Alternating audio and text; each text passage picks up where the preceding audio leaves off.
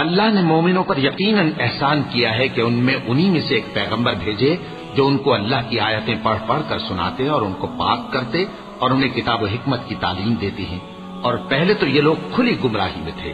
بھلا یہ کیا بات ہے کہ جب احد کے دن کفار کے ہاتھ سے تم پر مصیبت واقع ہوئی، حالانکہ جنگ بدر میں اس سے دگنی مصیبت تمہارے ہاتھ سے ان پر پڑ چکی ہے، تو تم کہنے لگے کہ یہ آفت ہم پر کہاں سے آ پڑی؟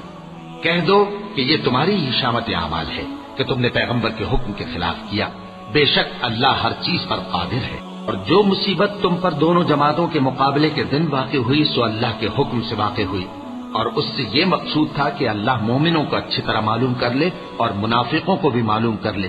اور جب ان سے کہا گیا کہ آؤ اللہ کے رستے میں جنگ کرو یا کافروں کے حملوں کو روکو، تو کہنے لگے کہ اگر ہم کو لڑائی کی خبر ہوتی تو ہم ضرور تمہارے ساتھ رہتے۔